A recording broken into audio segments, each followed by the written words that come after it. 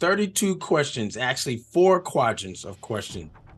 This episode of Ask Dr. Darwin, we're going to be talking to board-certified pediatric dentist, Dr. Trudy Ann Fraser, and we're going to be learning a little bit more about her journey to becoming a dentist, what a typical day looks like as a pediatric dentist, and some fun facts. So stay tuned. Hey, this is Dr. Darwin, your new dentist coach, with another episode of Ask Dr. Darwin on the New Dentist Podcast Show, where we talk about getting into dental school, becoming a dentist, getting into residency, and then life as a new dentist. Guys, be sure that you are staying all the way through to this episode, but also sharing this content and liking and commenting as well. All of those things help us disseminate this information to your friends, your colleagues, and it's free. And there are ways that you can support us, all right?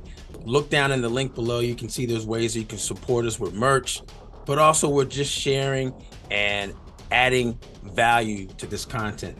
So comment, leave your comments down below. If you have any ideas that you want us to explore or topics you want us to explore, put those ideas also in your comments below as well. Also, this episode of Ask Dr. Darwin is being brought to you by GetIntoDentalResidency.com. GetIntoDentalResidency.com, the ultimate resource to help you become an advanced trained dentist, whether it's to become a pediatric dentist, an endodontist, or a surgeon, etc. So if you want to get some help in getting your application together and getting your interviews prepared for that big day, go ahead and look at the link down below. Get into dental residency in the link below, and we'll see you in the training soon. So today, 32 questions. This is a very fun way of learning a little bit more about our colleagues in the oral health profession. It's a very video series where we ask questions that highlight different dental specialties and focal areas within the profession to gain insight to life as a practicing dentist or oral health professional, or even a resident in training. So why should someone consider pedo or choose pedo to become a pediatric dentist?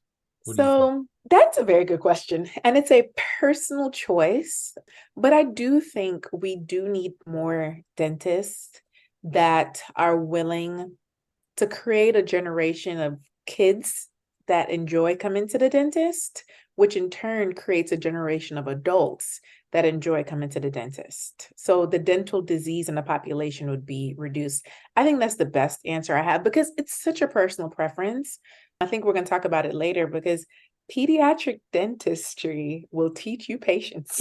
How to be patient with the patient. How to be patient first with yourself and give yourself grace, but also to be patient with the patient, with your staff, which I think that's independent of pedo. That's just life. I guess it's just life, huh? But God created me. I believe he created me as a pediatric dentist to save my soul, because I tell you, I'm a recovering control freak. I used to get so pent up and frustrated when patients came late because now the whole schedule is thrown off. When I couldn't get this 2-year-old to stop screaming. Now I've kind of learned to reframe things and realizing that the only thing I can control is myself and how I react to these things. And then I think protecting my ears, I get those clear earbuds. I try not to get the yellow construction worker ones. I get the clear earplugs, the ones that you use in concert, so it filters the sound so you can still hear when the parent's talking or when the assistant's talking, but it protects my hearing. So I wear that when I know I'm going into a case, either where I have to use a drill or the handpiece. Look. Or I know I'm going to have a screaming kid. Once that kid is on the 3, I'm putting those earplugs in. Reframing my thought. And I tell the parents too, they're screaming because they're not mature enough to say, Dr. Fraser, I don't really like this. They're saying, I hate this. I don't want you in my mouth. So just reframing your thought and how you perceive things has helped me a whole lot. And it's given me a reduction in my stress level. Hence, I'm able to actually enjoy things more. Yeah, that makes sense. Well, why should someone not choose pedo? Okay. I'll be honest. I don't think somebody should choose pedo because they believe that pediatric dentists are the richest, right up there with oral surgeons. Right. Because if you chase money, Dr. Darwin, you'll never have enough. And if you go into a specialty for the wrong reason, you will be weaned out. The stressors of the specialty will eventually wear you out and you will quit. What else? What are some other reasons a person should not consider pedo characteristics or something? All right, fair. If you don't want to work with kids, he was like, that's a general answer. If No, you don't want to work with kids, that's like key. That's very the key. majority of my patients on a day-to-day basis are under the age of 10. So if you feel like you bond better with adults and you just want a more mature patient, one where you don't have to necessarily repeat yourself, which I don't know. Some of my GP friends are like, I should have done pedo. My adults cry and I can't figure out how to get them to stop crying. But I mean, the majority of my patients are kids. So the obvious one, if you don't want to work with kids, if you're afraid to get bit, Right. and if you don't want to be pliable and flexible, kids really will have you doing backflips in the operatory. So if it's something where you feel like, you know what, I just do not have a patient personality and I'm not willing to develop a more patient personality, I don't think you should do pedo. If you have an issue with having the parent around and you're not willing to learn it, because a lot of these skills are learned. If you're not willing to learn about the psychology of people, the psychology of children, I don't think peds is a good one. And if you're not willing to really go through some things, like sometimes we have challenging cases, you're not going to be able to put every child to sleep. The misconception is if they're uncooperative, I can just put them to sleep. But there's so many factors that come into play. The child's health, sometimes they're not healthy enough. Sometimes the parent's desire, sometimes it's finances. We work in an office that's predominantly insurance or fee for service, and we don't do sedation in our office. I know that's very rare. Our demographic, we have a very heavy hygiene office.